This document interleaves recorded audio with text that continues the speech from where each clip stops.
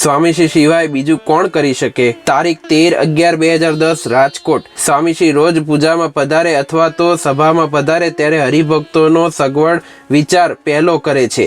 કોણ ક્યાં બેઠું છે એનું નિરીક્ષણ પણ કરી લે છે।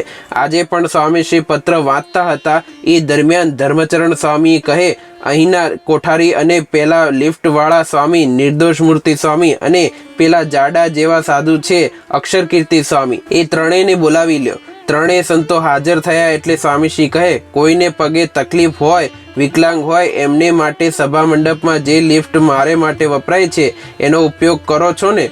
આ વાત મારે કરવી હતી। સંતો કહે, ગરડા વૃદ્ધ પગે તકલીફવાળા માટે લિફ્ટનો ઉપયોગ કરીએ જ છીએ। સ્વામીશ્રી કહે, બીજી વાત એ જ કરવાની છે કે ભાનુભાઈ ગઠિયાને યોગી બાપાએ બહુ સાચવ્યા છે, રમાડ્યા છે, જમાડ્યા છે, એમની ઉંમર થઈ છે એટલે જો ઘરે તકલીફ હોય તો મંદિરે જમવાની વ્યવસ્થા કરી આપવી। યોગી સ્વરૂપ સ્વામીએ તેઓ માટે જે કાંઈ કરતા હતા એ વાત કરી એટલે સ્વામીશ્રી રાજી થયા અને કહે, તમે તો એમને ઓળખો પણ આ બધા નવા સંતોને પણ આ વાત કરવી જેથી ધ્યાન રાખે। વળી સ્વામીશ્રી કહે, નૈરોબીથી હર્ષદભાઈ રાણા આવ્યા છે તો એ ક્યાં જમે છે?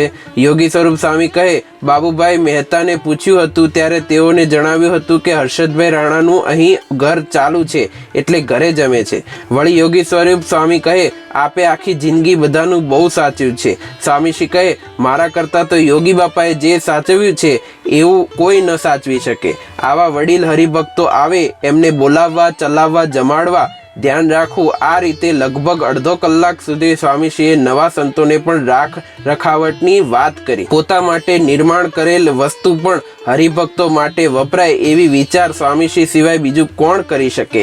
જય સ્વામિનારાયણ।